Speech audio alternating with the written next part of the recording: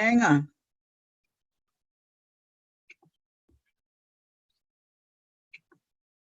Hold on, everyone. Hold on one second. There we go. Hello, Davi. Hey, Judy, what's going on? Ah, looking for sunshine here. Where's here? San Jose, California. Oh, really?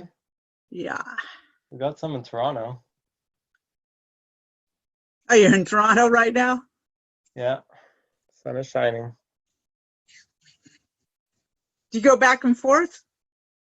No, I did some business travel and stopped in Canada on the way back to Israel to see my family. Ah, So I fly back on Sunday.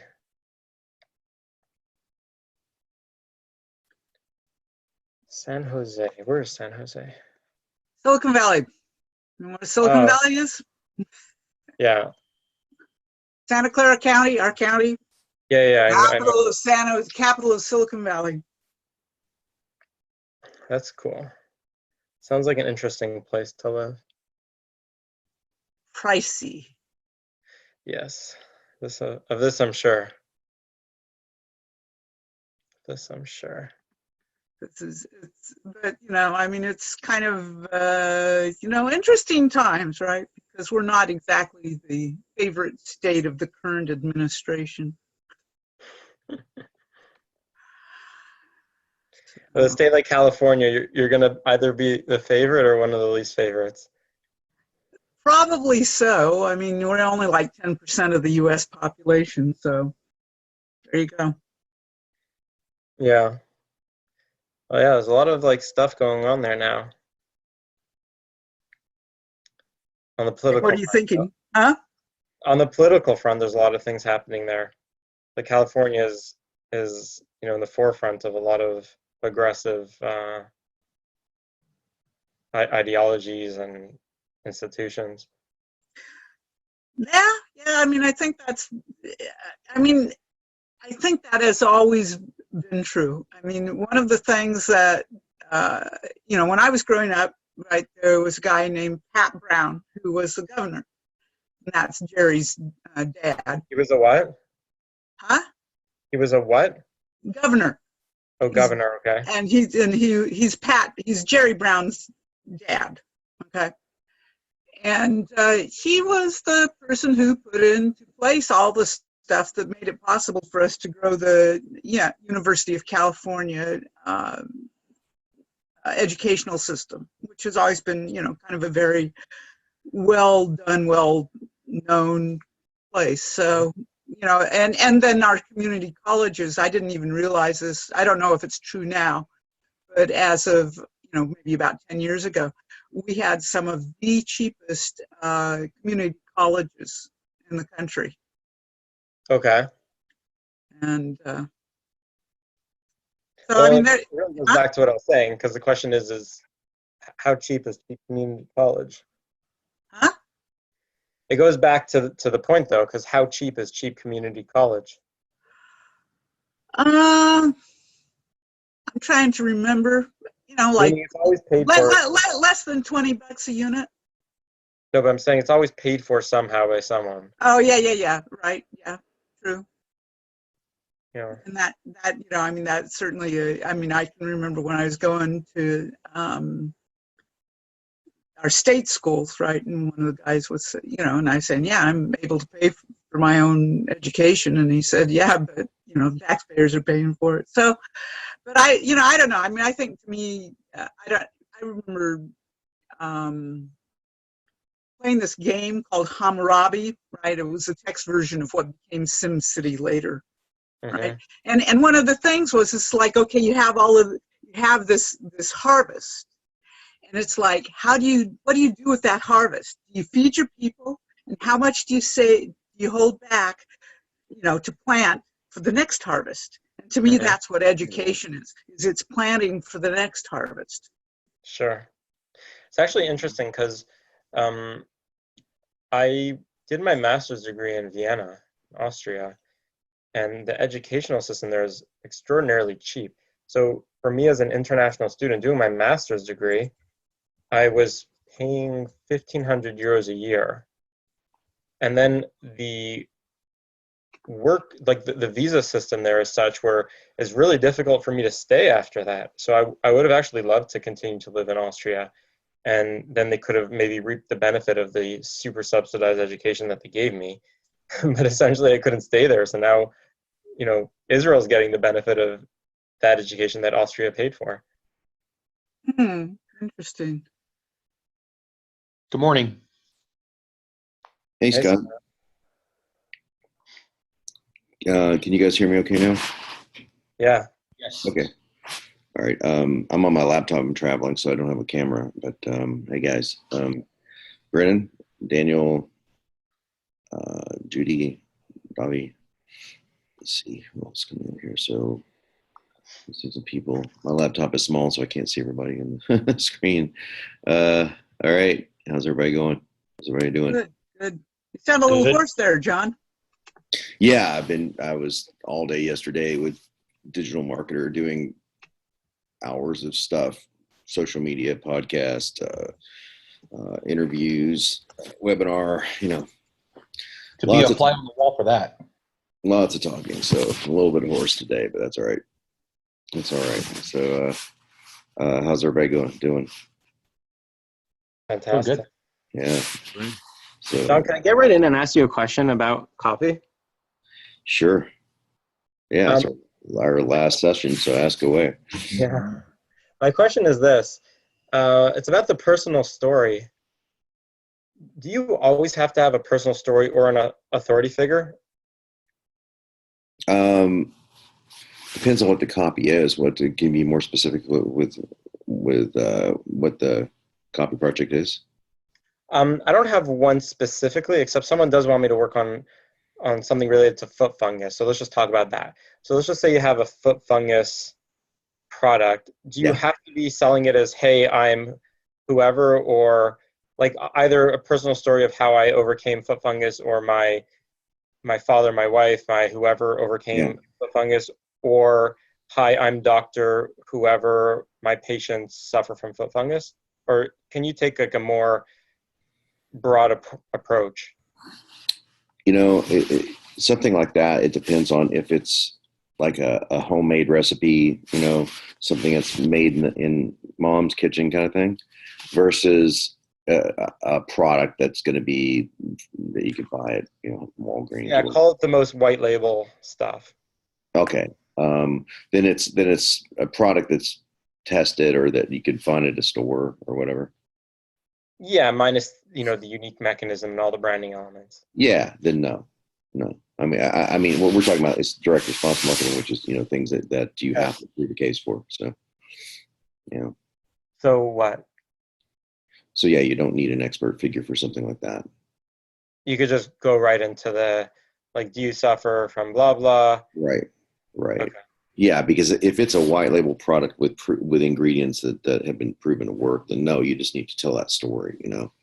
Right. It's something that neutral, like something that doesn't have a lot of emotional charge to it. Because I mean, now granted, as a copywriter, you could build emotional charge around that pretty easily, but you don't need to, because it's an immediate pain point. So the way I look at stories is it's kind of a weird formula for me in my head. Like, you need a story for even painful things. Like, for example, weight loss is painful. People that are so struggling with weight loss, that's a painful thing, but it's not physically painful per se.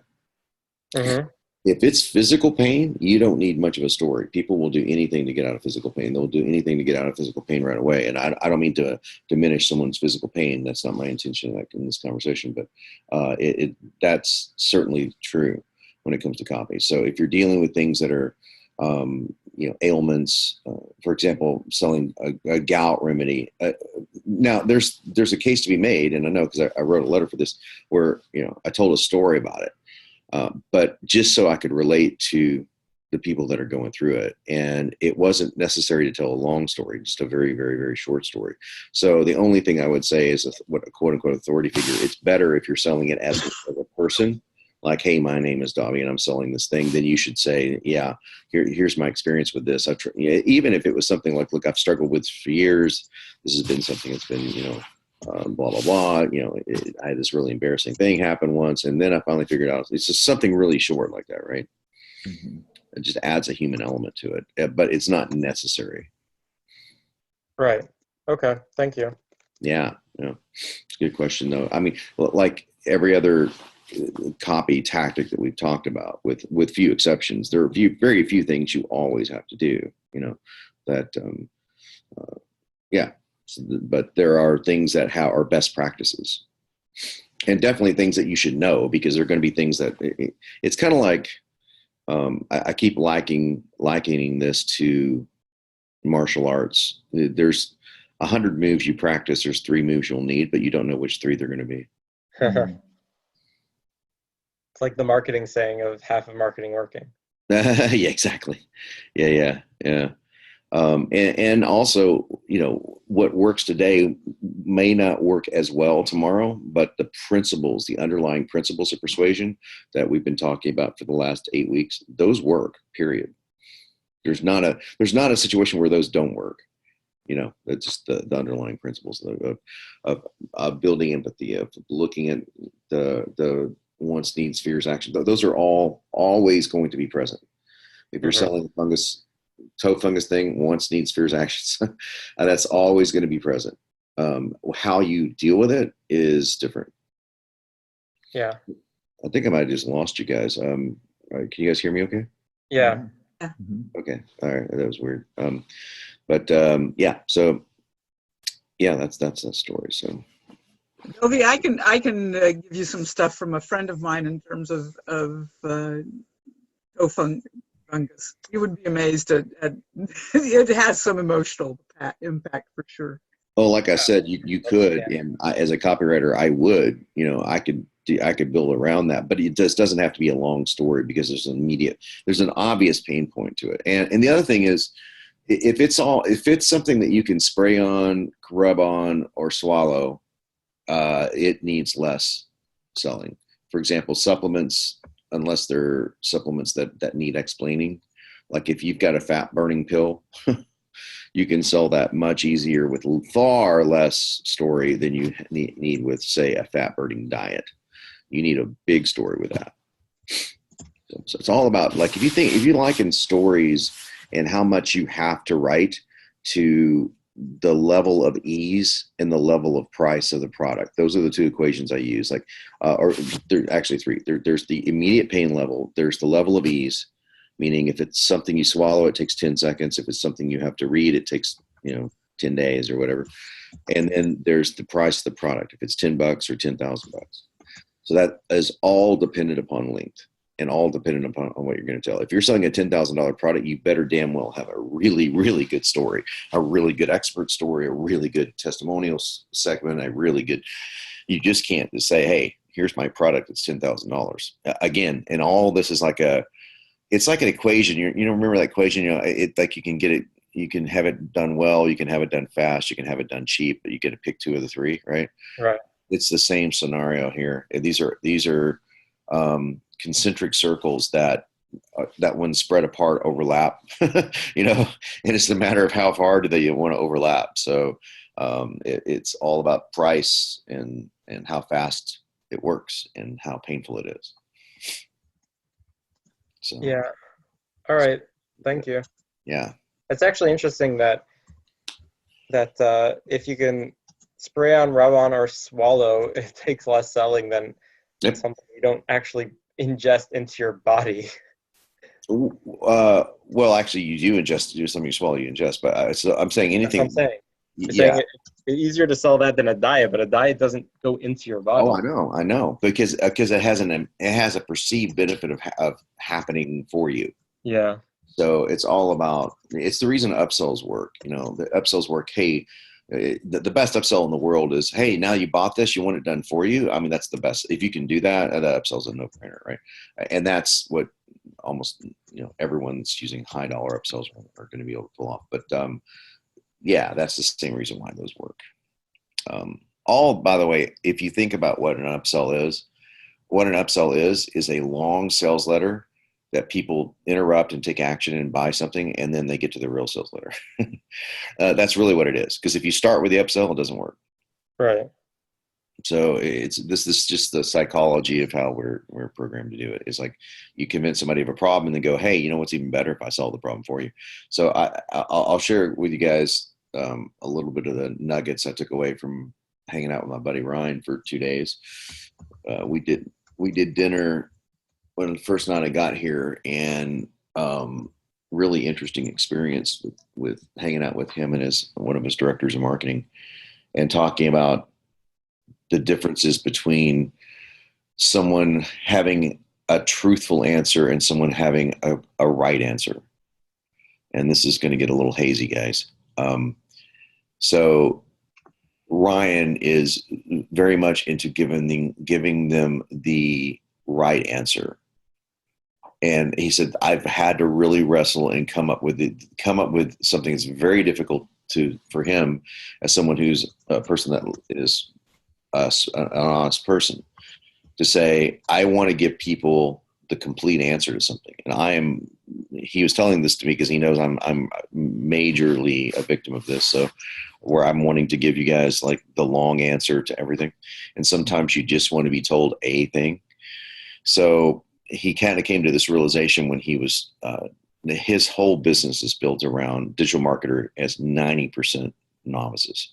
90%. His most commonly asked question is, where do I register a domain name? So just think about that. Think about that the next time you think that you're like behind the 8 ball when it comes to knowledge in any category, that you don't know how to find GoDaddy. I mean, we're talking that, and that's no bullshit. That's the number one asked question at digital marketers. So. That's really interesting. Yeah. Okay, that gets even more interesting. So Ryan was teaching a class, and he just gave this as one of 100 different examples he could give. And he said, so one of his students goes, so, hey, what color should my buy button be? And he goes, so what's the answer, John? I go, well, the answer is to test. It would be the color that's not readily available on the screen. He goes, so color theory. I go, yeah, some degree of color theory. I mean, you could just punt and say orange. He goes, the correct answer is orange. That's not the truthful answer, but that's the right answer. I go, okay, explain this. He goes, that person needs to hear orange. Mm-hmm. Yeah, it's the Amazon buy button color. Use that. That's what they need to hear.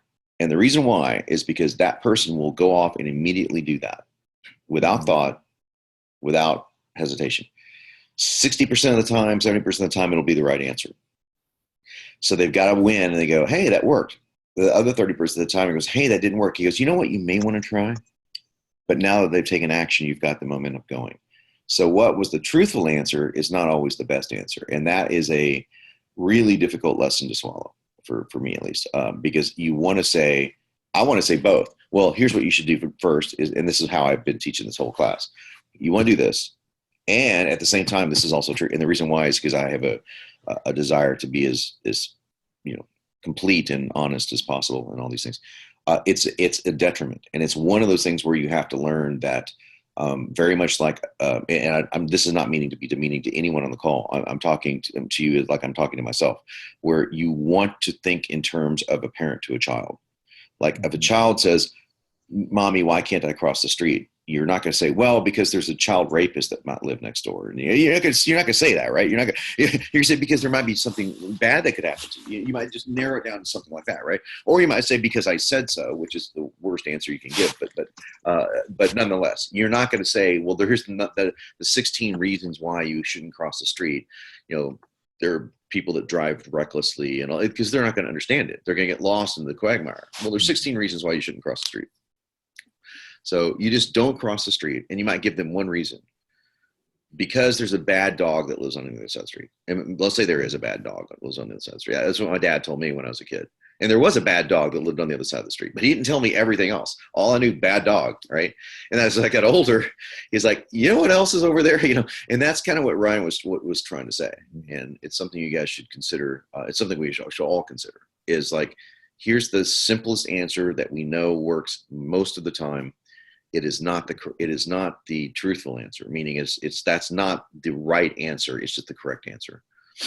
So they go off and they do something, and then they can come back and go, you know what you really should try? But they've got momentum. So the right answer is to give somebody momentum.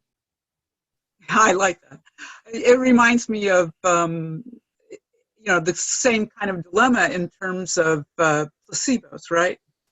So there was a guy, I don't know if you ever listened to Radio Lab, but they told the story of this guy who, an anthropologist or whatever, went off and took shaman training to disprove it, right? And, it goes on and on. He ends up getting initiated and so forth. And, he gets into these places where he knows that he's faced with a challenge. He has to cure some muckety muck's daughter, right, who's sick. And he does one of these, chicken feather things with blood and stuff, I guess. And, she gets well. But I mean, what was the right answer? Well, the right answer, it was that momentum. It was whatever the answer was to get that child's healing forces activated. Right. And yeah, it's tough, especially when you know that the right answer, not only is that not the correct answer, meaning that the color orange is not the right answer. The right answer is to test and all that stuff, but they won't do that. And he looked at me and said, when I gave the color theory answer, that guy hated me. He hated me. It was like, oh my God, it was just a terrible reaction, right? And it took a while for him to figure out like the answer is orange, and then come back afterwards, right? So might want to be thinking about that when you come down to write copy, And by the way, this plays into our one thing, our one big idea perfectly well. You emphasize one idea, and then you can come back later and go, you know what else works? But you get the one idea in the head, and the one idea is something someone can grasp onto. And all of this is applicable to product development. It's all stuff we were talking about with CopyPro, because digital marketers now using CopyPro and all that stuff. And they're giving us feedback on that one simple thing that you can do. And it's like, I'm caught up in, I want the machine to do the most amazing things in the world. And most of the questions I get asked are, hey, can you do this? Like on a webinar, I got asked, I said, one of the guys asked, hey, do you have your VSL scripts in CopyPro? And the answer is no, I don't, because I still sell Accelerator, and eventually I'll have one of them in there, but I'm not going to have the whole thing in there because it's two different products. But that's one thing that doesn't do. Can it do it? Yeah. But if I told him, yeah, I do. I've got the Accelerator thing right in there. I do. I think he's going to fill out every single field that he's necessary to print a VSL. No, I don't. And that's why we need to, we're always trying to simplify things with quick starts and taking fields away and getting someone a quick win, and knowing that if they'll just send out this freaking 3-day cash machine we've got, they'll work, and people will start seeing money from it. So how do you do that and keep integrity when it comes down to teaching something? You don't say this is the only answer that you need. And so anyway, so this is just food for thought. I don't have answers for necessarily. I'm not saying, hey, I figured out how to communicate all this stuff perfectly, but I do believe there's merit in saying the answer is orange sometimes. And so yeah. Great story, John. Interesting to hear. I struggled a lot with that for a while, and then I realized too, like, I don't actually owe people, just because someone asks me something doesn't mean I'm actually obligated to tell them everything. Like, I have the opportunity to choose my response. Yeah. And so, because I wrestled like integrity wise for a long time, and I oversaid. One time I told this guy that I didn't like his haircut after I told him that it looked good, because I felt so bad. I'm like, I'm sorry, I lied to you. I liked your hair better earlier. Speaking of that, I think I've mentioned this before on one of our coaching calls, but if you guys want to spend an hour that will challenge you to the core, I think it's an hour and a half long, listen to Sam Harris's audiobook, Lying. It's a super short book. It was written as an essay, but it will definitely make you completely question your level of integrity or your level of relationship to the truth. I don't believe somebody who necessarily lies is, we talked about this distinction, Ryan and I did as well. Like, it's why I have so many problems with religious issues, because it's like, for example, there's a scripture in the book of Romans in the Bible. It says that liars and fornicators and adulterers, thieves, people can lie and not be a liar. There's a massive distinction between what I would classify as a liar, i.e. a habitual liar, somebody who has no relationship with the truth at all, and someone who has lied, which is every person on the goddamn planet. So, it's like, congratulations, you've just lied to every single person up on the planet. But the book Lying will push your boundaries on how far you can go with honesty, and how far you can go with questions like, do you like my haircut? And how it's kind of interesting. And this also is an interesting conversation, I think, for copywriters, because there's just times when you write copy where telling the truth is the dumbest thing you can do. I.e., do you have, are you hiding people underneath your basement when you're being, knocked on by, guys looking for, to kill people? Yeah. One would think that the right answer to that question would be no, I am not, even if you are, right. I still maintain that's probably the best answer there. There is still a way to do things that would be honest. Like, I wouldn't tell you even if I was, so that would be an honest answer, yeah. So it's an interesting book to check out and find out how far you wish to align in that direction, because it's very interesting. But it does answer questions like, do I look fat in this dress? Do you like my haircut? Things like that, where you can answer and not ever feel like, that you owe them anything other than the truth. You said that's by Sam Harris? Yeah, Sam Harris, yeah. John, I mean, one of the other things is too, is just like, so like I have this friend who is this NLP trainer, right? And she's talking about how when they taught physicians, how in a sense they were actually giving them hypnotic instructions to die at a particular time, right? Right. There's all these interesting things that happen when we plant ideas into people's brains. I mean, I'm like at the point where I was talking about being a word drug dealer, but really, it's like words and language are so powerful. People should have licenses to use these. Yeah, especially in the in the context that we're using them. Absolutely. And you can double and triple the power of that with VSLs, for example. Now, I'm talking strictly copy, obviously, but when you're using your voice, and I think even more so than when you're on camera. Now, that rule breaks down when certain people are on camera. Like, there are just certain people that you look at, and for whatever reason, the world loves them. And it doesn't necessarily mean they're beautiful or whatever. There's something about them that just resonates, and it could be completely fictitious, but something about them resonates, honesty or trust or whatever it may be, or they're interesting, to look at. Those are the exceptions. Most people, the reason VSLs I think work really great, and the reason why in my initial training of them, I told people never go on camera. First of all, they'll be distracted. Second of all, even if you show a picture of yourself, do it really quickly, like just literally like just in and out, because you don't want people doing what they were doing to me when I was on video all the time before video sales letters were created. And it's like you don't want to hear, you don't want to read all the comments in the YouTube section about ranging from really, really positive to really, really negative, all over the map, right? But either way, whether somebody's complimenting you or insulting you, they're missing the point. They're not listening to you; they're looking at you, right?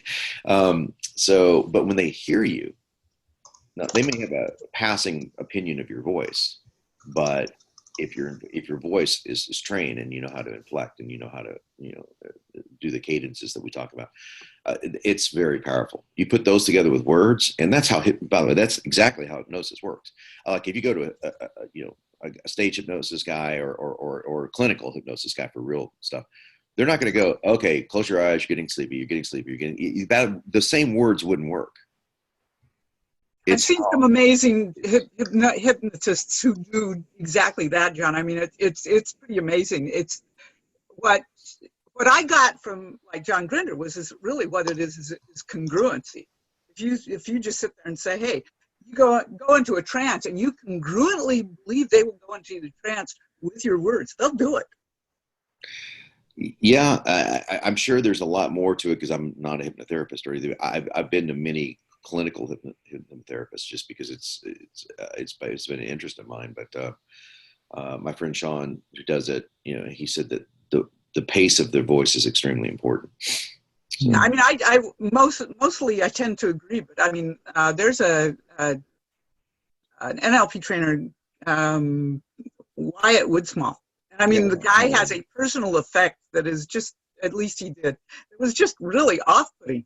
But the guy is actually he's very brilliant, and he gets stuff done. So I know why. Yeah. There's different ways to skin a cat, nothing against cats. Whenever Leanne's on the call, I like to say that phrase because I'm just kidding. She is a cat person. I have a question about empathy. Is it possible to overdo it, or is there ever a risk of discrediting yourself by overtelling or oversharing to where it doesn't seem like you're a reputable source? Oh yeah, I mean, there's that precarious balance between and that's true in life too, right? Where for the ladies on the call, I just want him to open up more, and then he opens up two more. Two more is my word here, and you're going, just shut up, will you please? So you got that balance you got to walk, right? That's how it. And there's no way you could know that for a million people, right? Watching it. Yeah, no. There's always gonna be that person that says, "Oh my God, the guy wouldn't shut up about himself," or like, "Oh, I was really interested in that story and it was cut off too soon." So I think the right answer to this, I'm going to give you the right one and the correct one. How's that one? That's fine. Yeah. The truthful answer to that is that you always have to test it. The correct answer is, I'm thinking what I would say here. I would say follow the formula that I have in Accelerator. It's just been one that's worked over and over and over again. And it kind of limits now again, this is assuming that you need a nightmare story. It works. If it didn't, well, I'd know if it didn't work. So would everyone else that ever use the system. But yeah, that tends to work, and it will probably get that right balance. I'm going to make another statement on top of that though. And if you're telling a story and it's truthful, meaning if you're really saying, let me tell you how terrible this heart attack was, or this breakup was, or whatever you want to talk about, right? And it's important to you to get that message out, then you got to start saying, well, is sales more important than my personal mission and integrity and all that stuff? So those are all balances that you need to strike. But man, I tell you, I'm really this whole last couple of days, eyes have been reopened because they get open all the time, to how important it is to not only know your audience, but be able to selectively, saying the right things and just the right pace is so important. And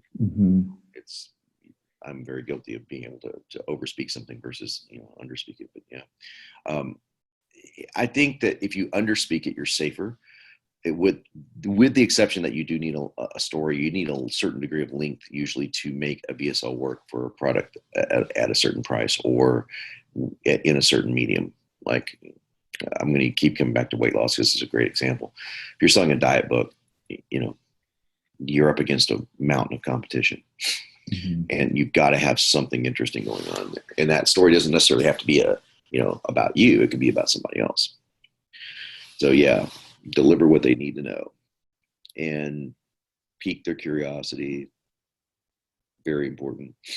But yeah, you could definitely overshare. I think that's That's really good. You know, there are people that do that so well, though. Again, it's like a massive thing for me to notice when people, like, what is it about this person I just want to listen to? Like, they could just go on for an hour and I'm totally happy with it. I don't know that we can replicate that. I don't know that whatever that quality is can be, that it's something that they're physically saying. I think it's a presence issue, and I don't know how to quantify it. But if you're not that person, you need to find out sooner rather than later. You know, if whatever it is, your voice or you're telling isn't that person, find out what it is sooner rather than later. So, yeah, mixed stuff there. I wish I could say this is the orange button, use it on that one. Oh, I just wanted to know, is that something to be aware of? Not that there is like a correct answer, but more so at the opposite. It doesn't always have to be max empathy. No, it doesn't always have to be max empathy. I think, in fact, I mean, again, with going to cold traffic, you know, you have to be cautious of empathy in general. And Bobby had just drilled that in my head forever for Facebook. At least, you know, mentioning the I'm gonna start calling it the Y word, because Facebook apparently thinks of it as worse as the C word or the N word. The Y word, you. It's like, oh my God, he's using the Y word, not that word. But yeah, so again, it's really difficult to build empathy when you can't use the word you. You have to be pretty damn creative to do that. So, and I'm exaggerating here. I'm sure Facebook doesn't always frown on you, but there's some really good stuff there with depersonalizing things. It apparently makes things more appealing, or more, what's the word, Davi, that I'm looking for? Acceptable to Facebook, shall we say? Compliant. Compliant, thank you. Yes, compliant, that is the word. Change the screen again, John. I did not change the screen. Oh, somebody changed the screen Did again. not do anything. I'm going to click back over to somebody, anyone. Anyone know how to get back to the screen not being the one? I think it might be that if one person has their camera on, it does that, and when no one has their camera on, it goes to the white screen. That's weird. Okay, so now it's It our was job me. to always talk. John, can I throw up some copy to look at? Sure. Cool. So this actually goes back to a question I asked a few weeks ago, when we're looking at kind of very short copy that needs to be compliant. Like in this case, just short and to the point. So not so much space for all the fun and games. Here's a link to a screenshot of it. I could post the text if you want. But basically, this is going to be an ad going in USA Today diabetes special. Okay. Let me share my screen here. 1 second here. Yeah, so it has to be, compliant by their editorial standards. It has to be FDA compliant, because it's kind of going into print and is going to be there forever. But I want it to be good copy, obviously. Okay. So if you have anything to say about it. Can you guys see the screen here? Yes. Yes. All right. All right, cool.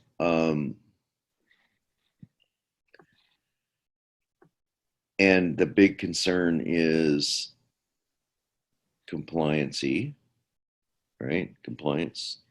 Yes. And effectiveness.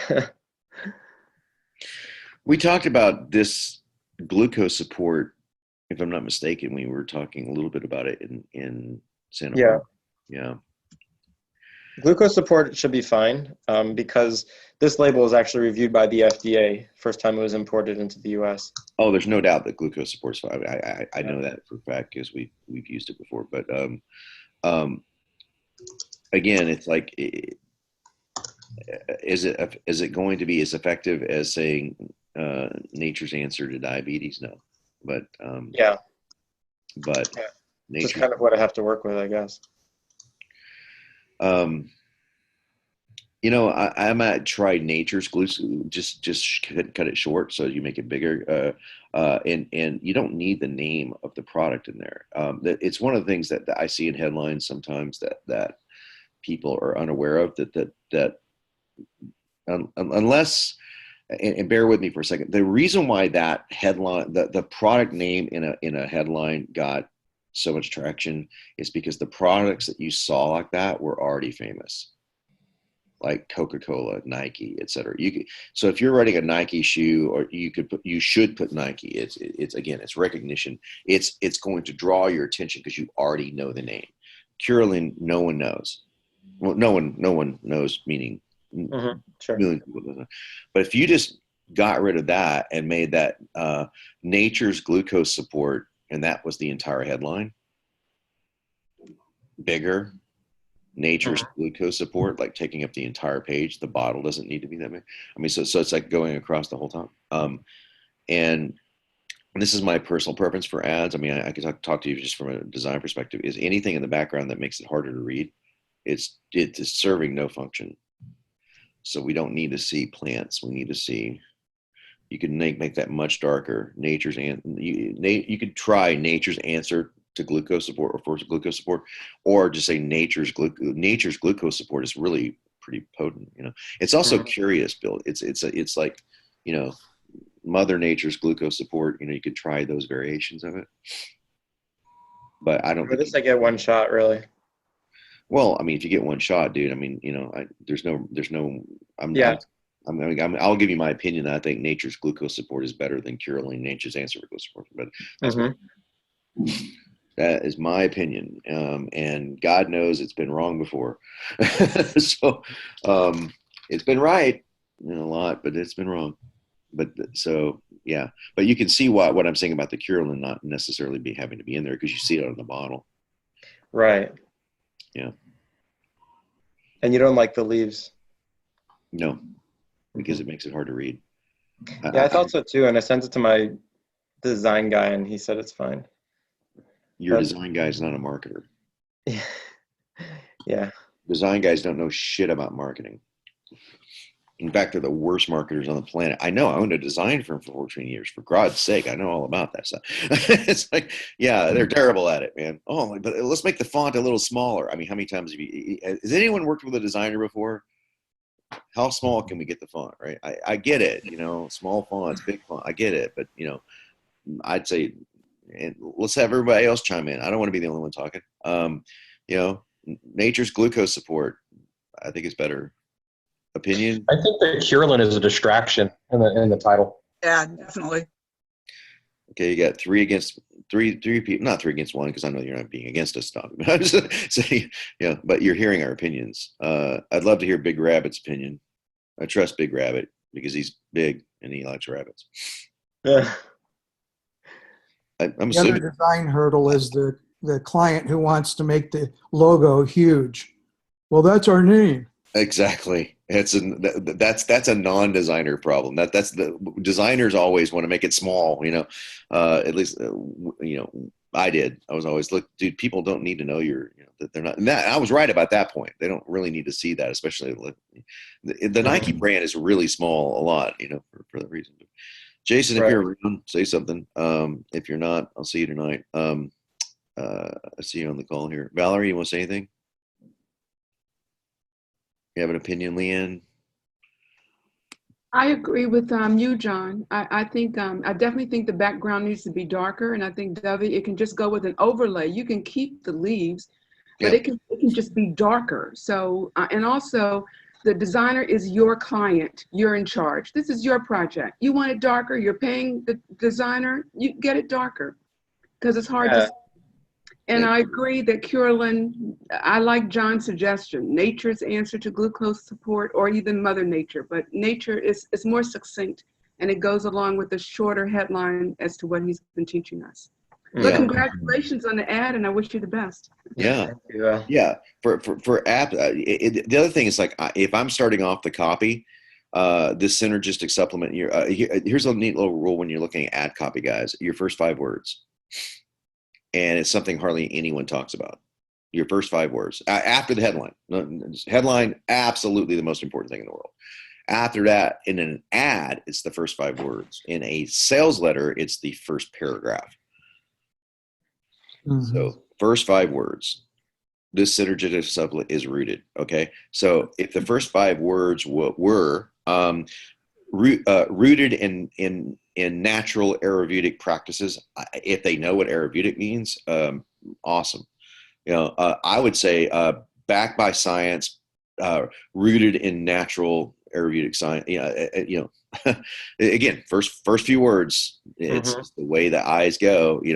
I think you mean backed with modern science instead of packed with modern science, right? Well, I was thinking packed because that creates an imagery of a capsule packed with science. Oh, it's clever when I look at it that way, but it's not clever when you glance at it. It looks like a typo. Yeah, clarity beats cleverness every time.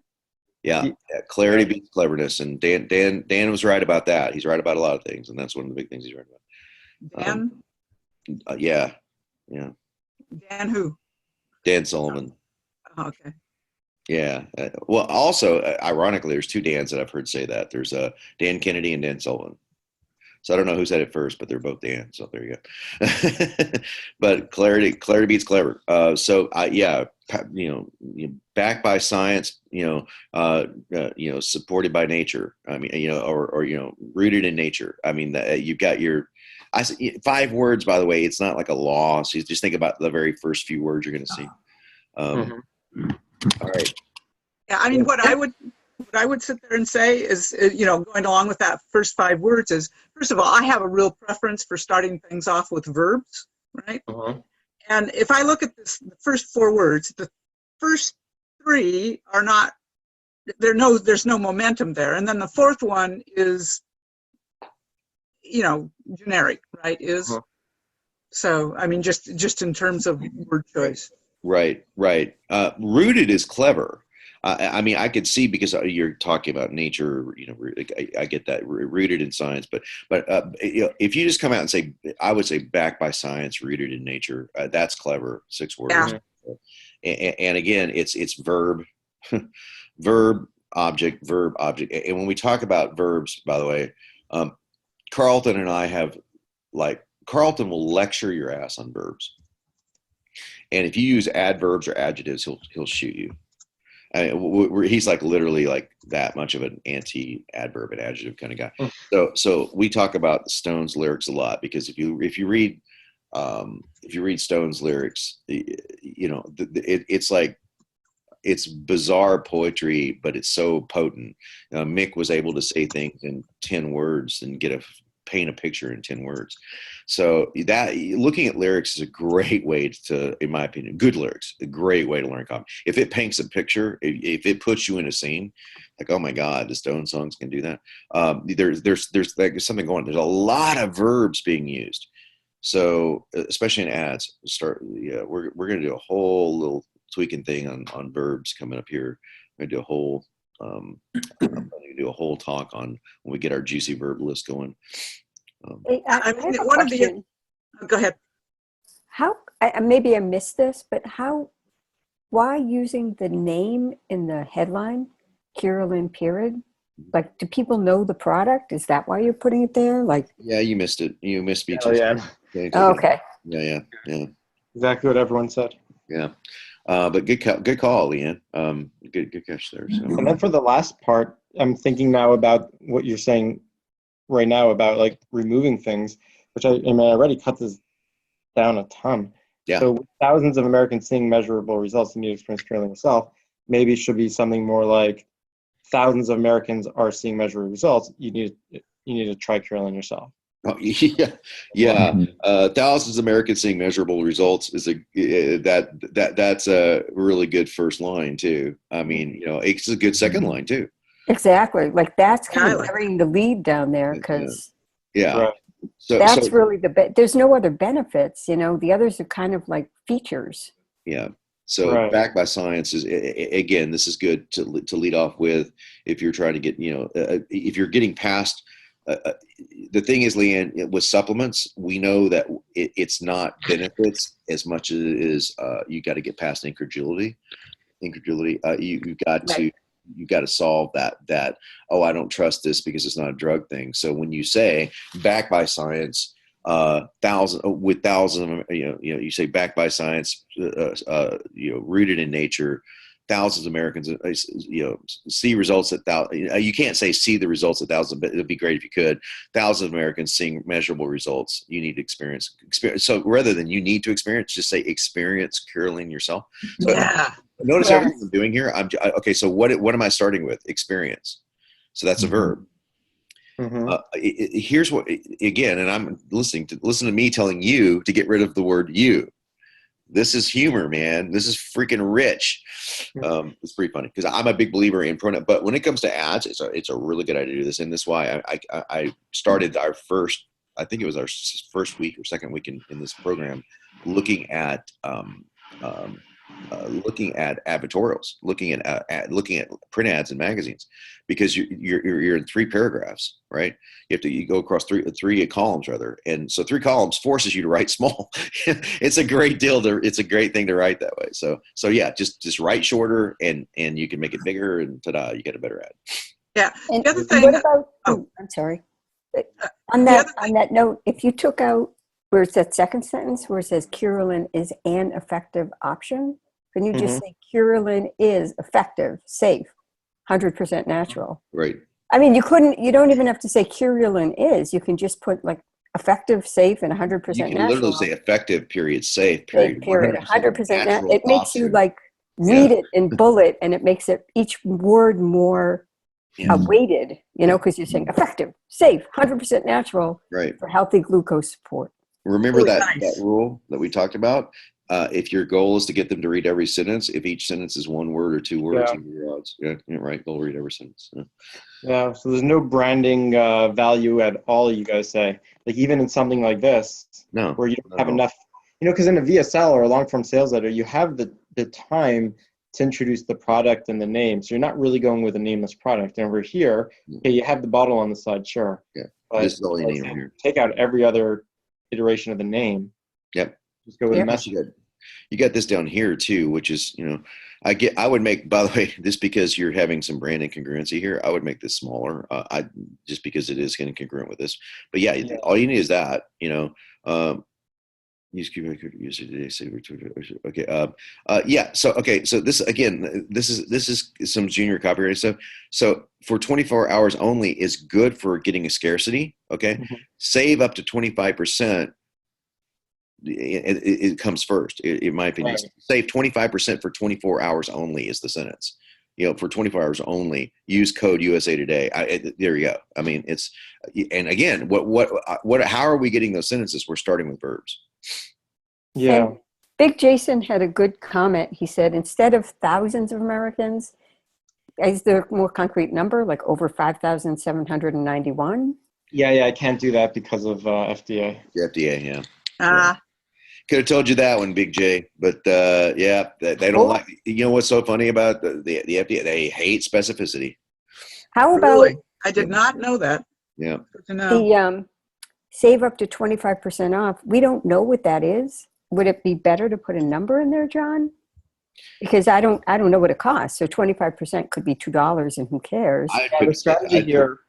Save 25% asterisk, and in a small asterisk, it's like, with whatever the details are in like 3-point type somewhere. I mean, whatever it's, up to, I get why you're saying up to 25%, but it's like, if you have to say it, then save up to 25%. People like a dollar figure. If you give them a dollar figure, they've already got a dollar figure in their mind for the product. So if you save $50, then they think, oh my God, it's going to be $200 or $400. They don't know what it's going to be. So on supplements, it's always better to do percentages. These are things we've learned the hard way over doing supplements. So percentages. Great feedback. 25%, you have no idea what it means. All you know is you have, I'm going to save, I get a quarter of the pie back,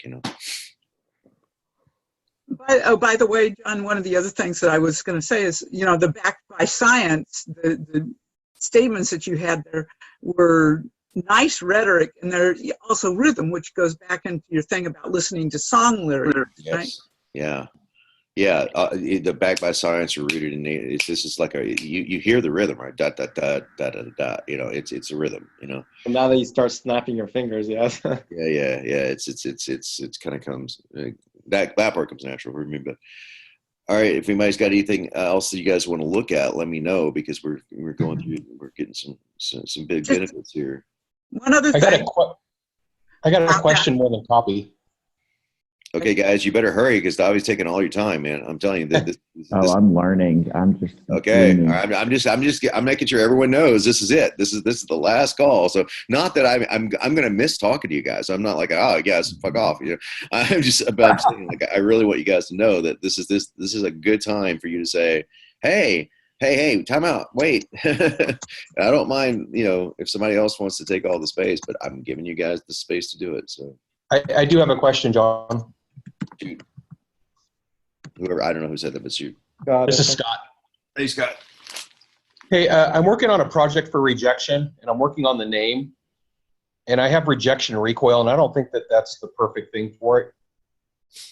Oh yeah. Recoil is. I know. I think I get what you're saying. You're talking about rejection from dates or rejection from sales. Dates, whatever. Yeah. Yeah. Something funny jumped in my mind. Rejection revenge jumped in my mind. It'd be like, you know, I mean, you can see the dark side of that coming out, right? But I don't think that's probably what you want to go with. But yeah, you're thinking like, you know, like the rejection solution or something like that, you know, or you know, something that does away with rejection forever. Or, you know, or are you talking about how to overcome the inevitable rejection? How to overcome objection after you've had it. Okay. Or rejection after you've had it. Yeah. So the rejection solution could be it. Like, you know, something so simple like that. That's an obvious play on rhythm.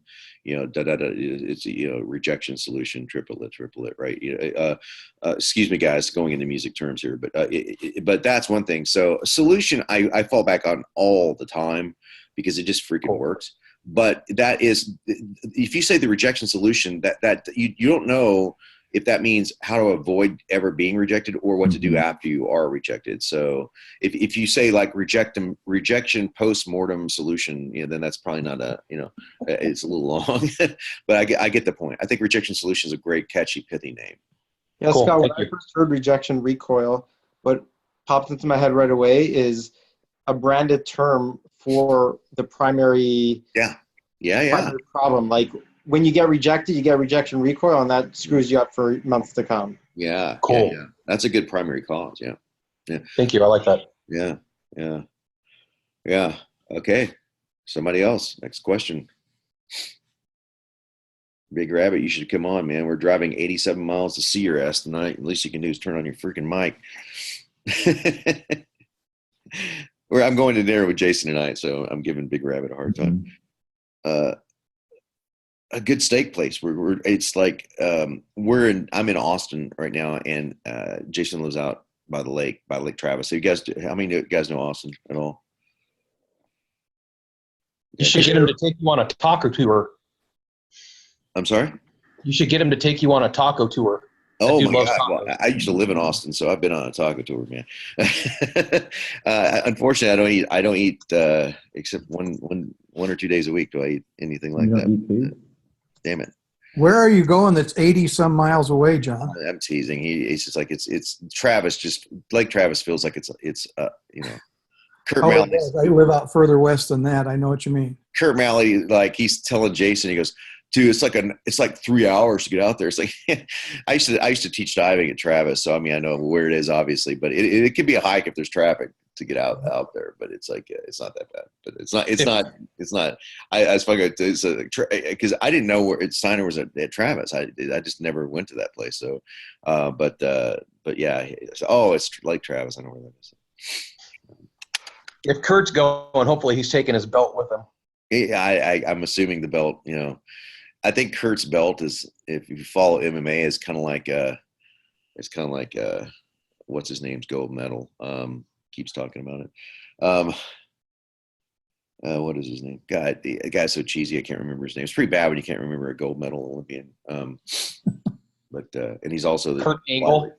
flyweight champion of the world. I'm like, who fucking cares? The guy's such cheese ball. All right, so who's left on here? Who's left with questions here? Where are we at? What about Daniela? She's still here? Yeah, where's Daniela? She was here earlier. I would love to, see some of the stuff that she was doing. And, I know that she wanted to get some feedback from you. Daniela, or did you go away?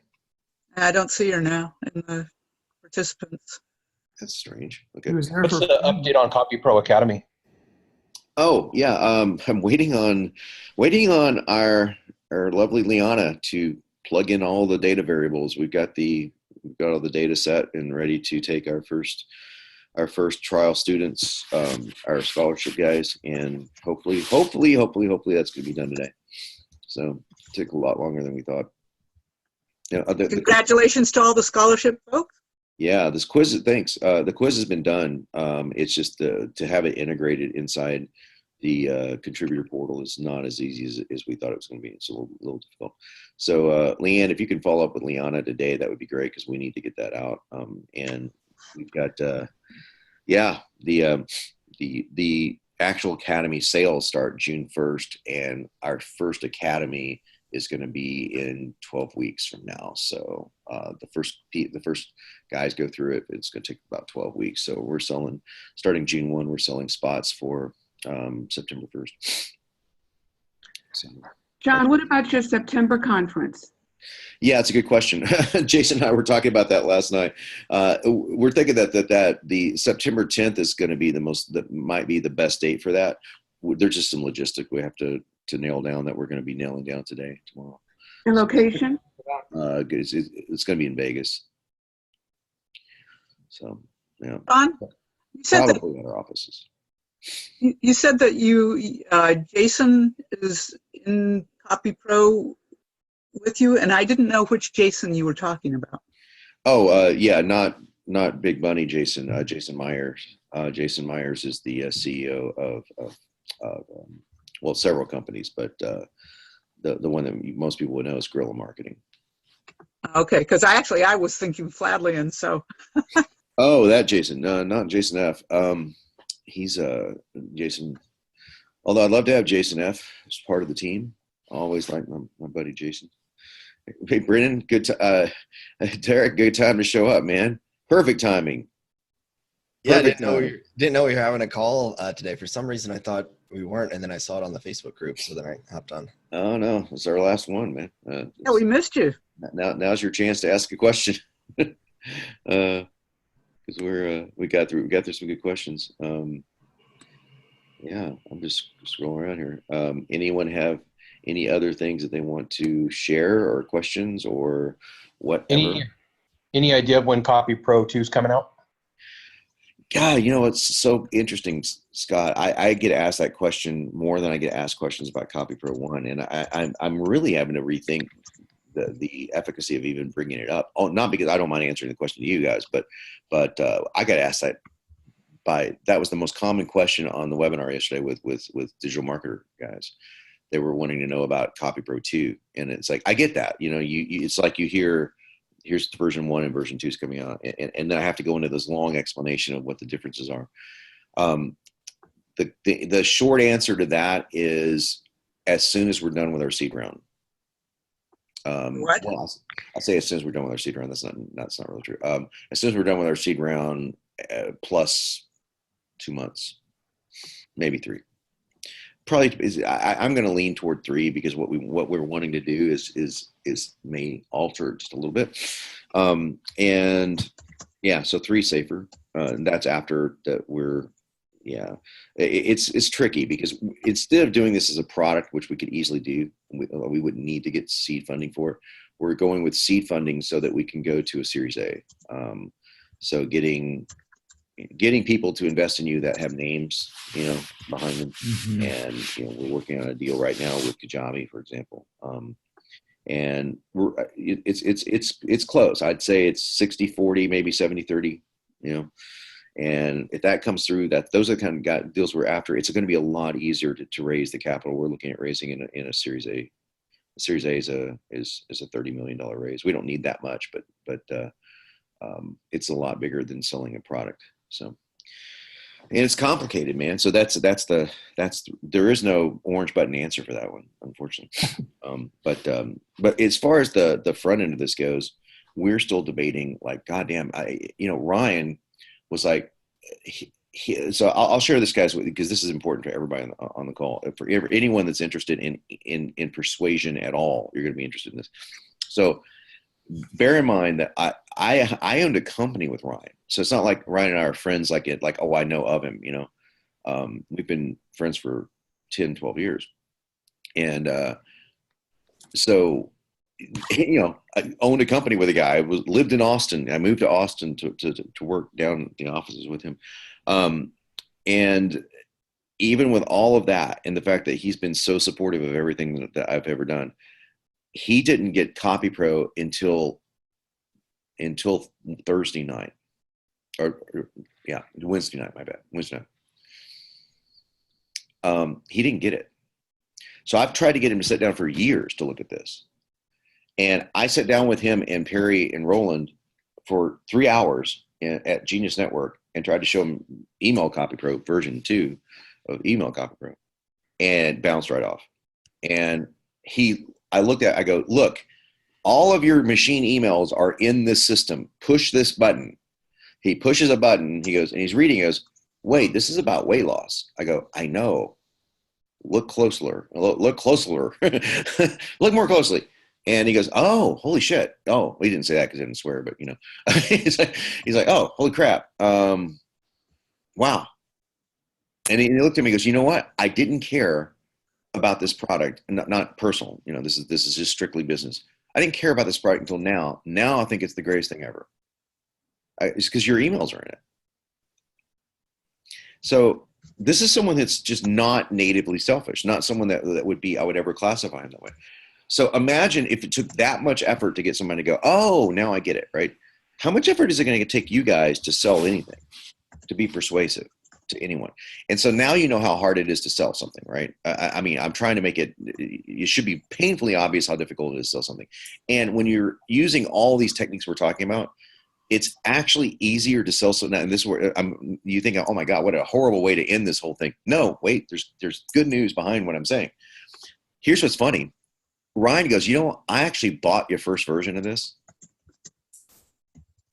So that's the good news. I used direct response marketing and everything I'm talking to you guys about. He bought the first version of it, didn't use it, obviously, and didn't get it and didn't get the power of it until he saw his own stuff in there. So A, direct response marketing, what we're talking about, really works.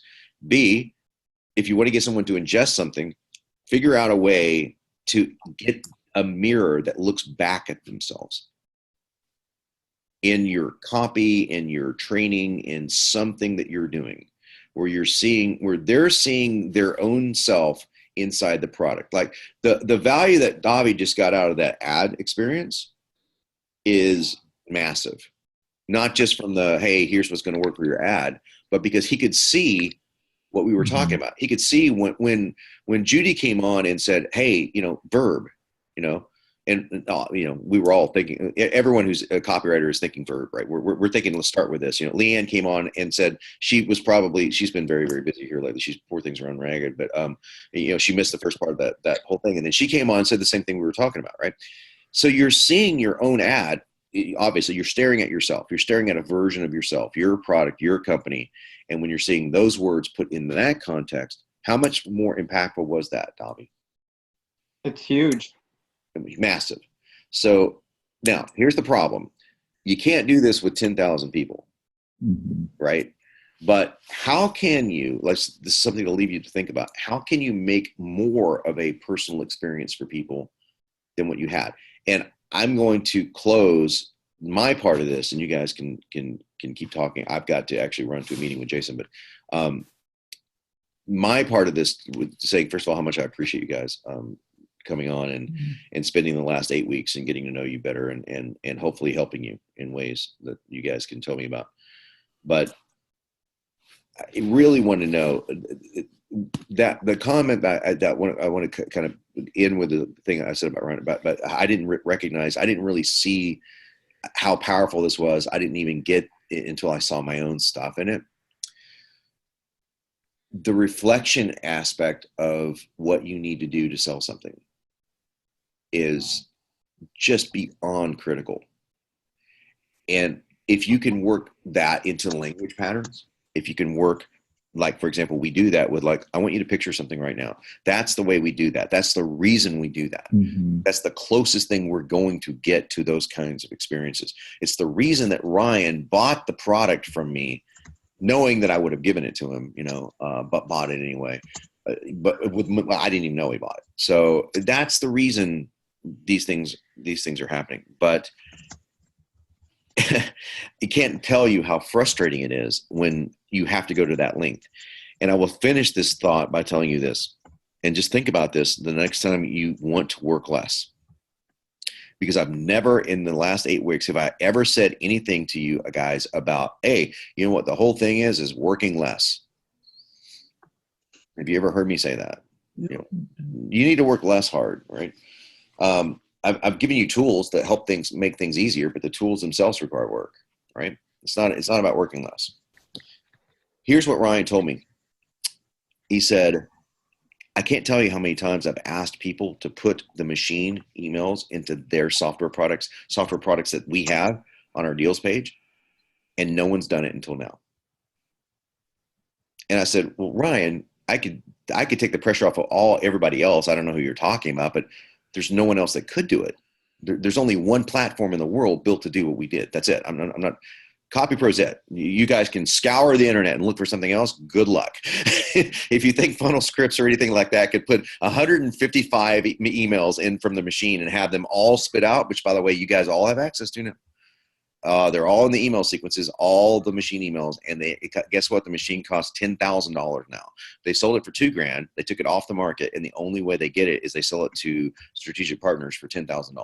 And Ryan gave that to me.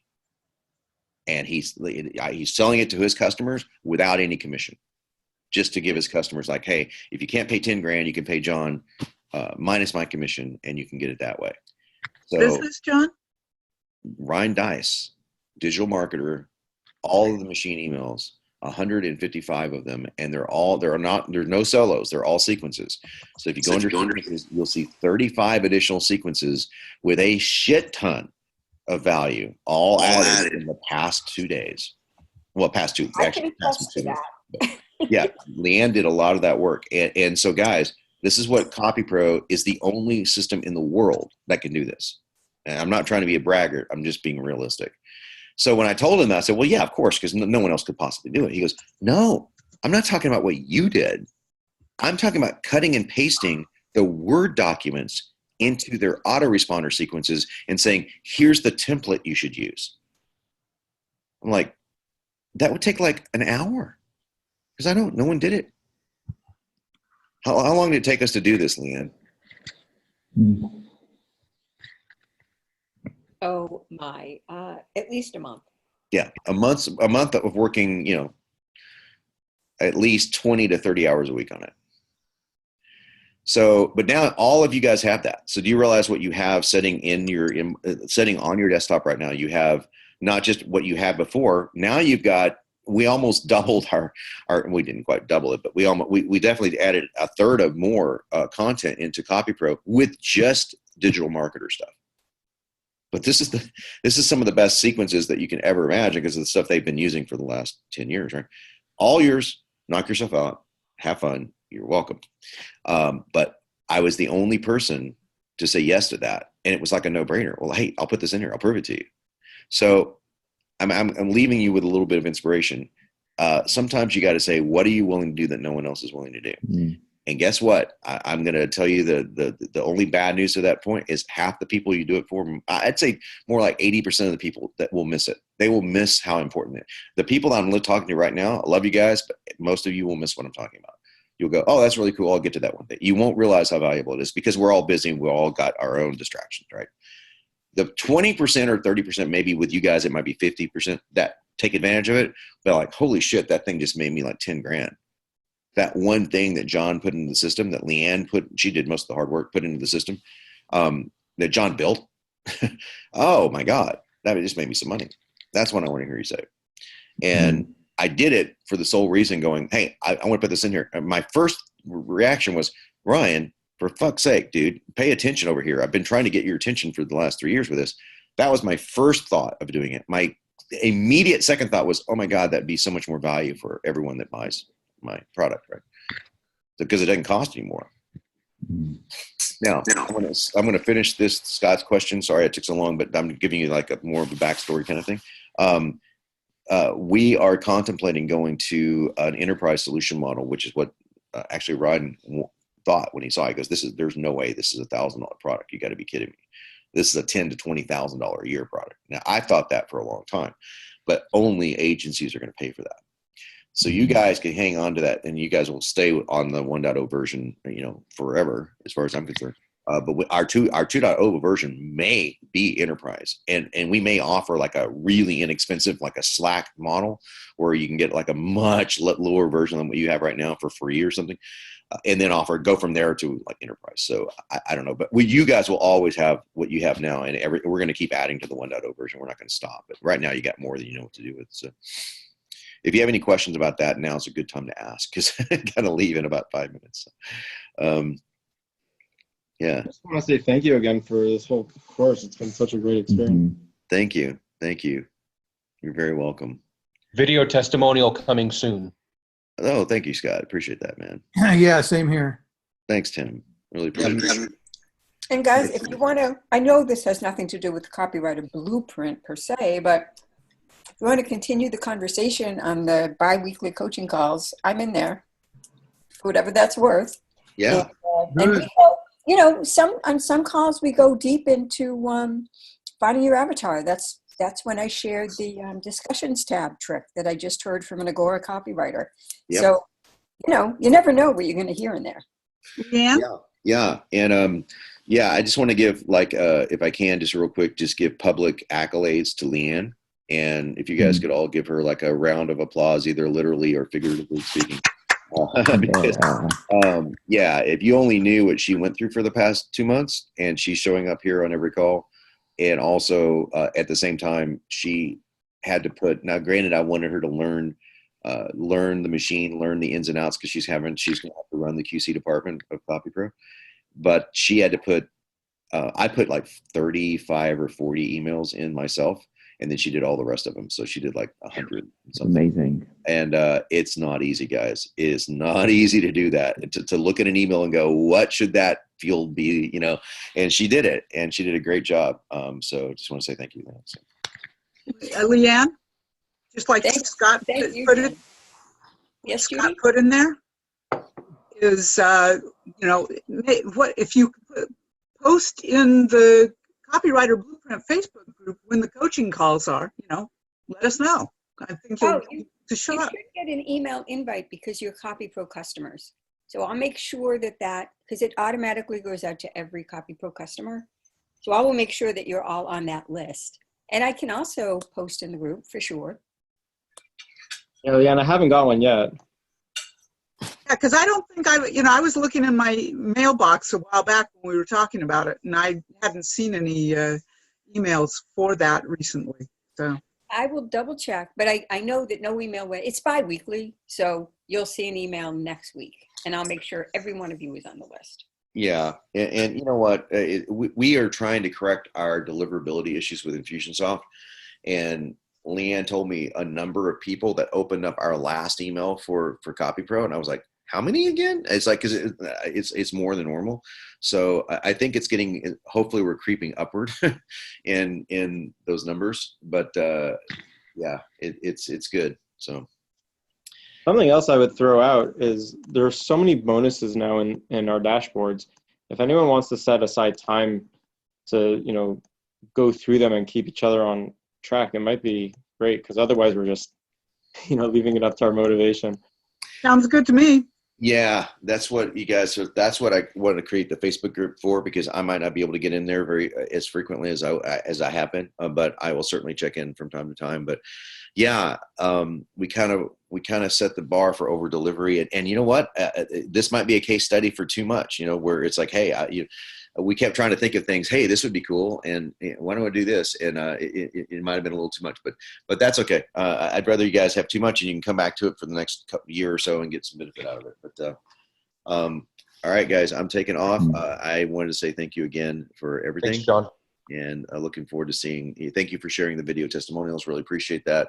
If I do sell this as a course in the future, it will probably not be with anything that I'm doing with people. In fact, the president of our company got on to me a little bit about that last night, not in a fun way, but he's like, anyway, I don't like some of these paradigm changes, guys. I may have to be a little bit more distant than I want to be, because I always want to be super, super accessible. So, and I don't like the fact that I have to be a little bit less so here lately, but, or here coming. But so I hope you guys got a lot out of this, and please keep me posted with your success. I want to hear some great success stories from you guys.